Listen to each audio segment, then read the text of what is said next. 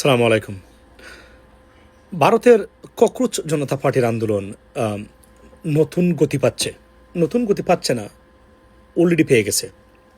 অর্থাৎ জেনজির দলমত, ধর্ম, বর্ণ নির্বিশেষে সবাই যোগ দিচ্ছেন। উদ্দেশ্য একটাই, তারা ফিল করেছেন, বুঝতে পেরেছেন তাদের দেশ রসাতলে যাচ্ছে। অর্থনৈতিক অবস্থার সীমাহীন আপনার পতন। প্রতিটা অর্থনৈতিক সেক্টরে তথ্য গোপন করে রাখার পরেও যে কোনভাবে বের হয়ে আসছে আসল তথ্য। ওয়াই?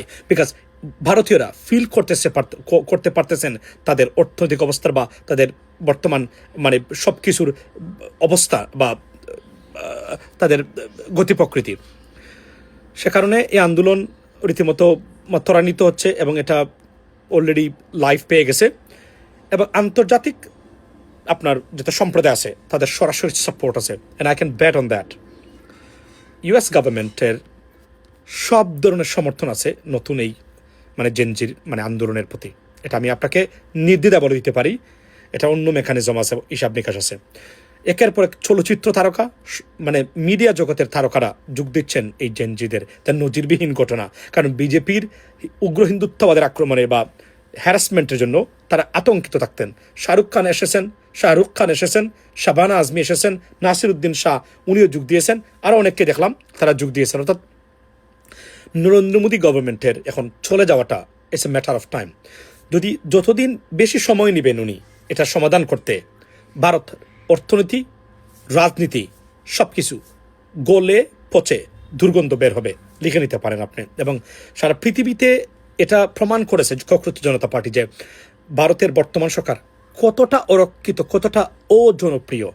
কোনোভাবেই আর এটা প্রমাণ করার সুযোগ নেই।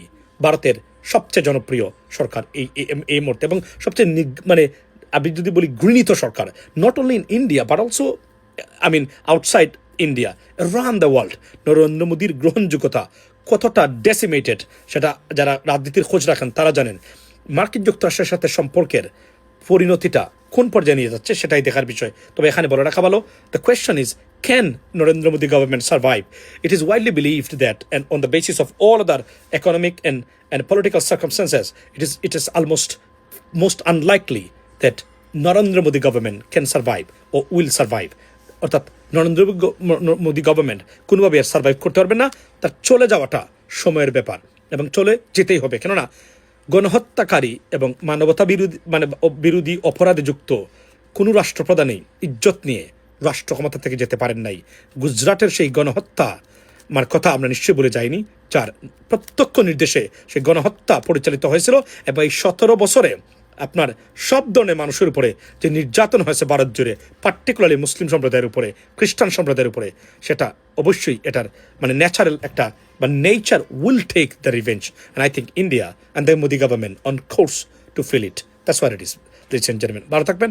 এবং ইতিমধ্যে বলে রাখি, নরেন্দ্র মোদী গভর্নমেন্টের পদত্যাগ নিয়ে আলোচনা শুরু হয়েছে এই মুহূর্তে। কেননা পারমাণবিক এই শক্তিধর রাষ্ট্র দেশের ভিতরে এই খেয়স রেখে রাষ্ট্র পরিচালনা করতে পারবে না। কেননা তাদের অ্যাডভার্সারিজ এবং রাইভাল কান্ট্রি যারা আছে, পাকিস্তান, চায়না, এখন বাংলাদেশের মতো দেশও আছে, এটা তাদের জন্য নিরাপদ নয় বলে মনে করেন সিকিউরিটি এক্সপার্ট যারা আছেন তারা।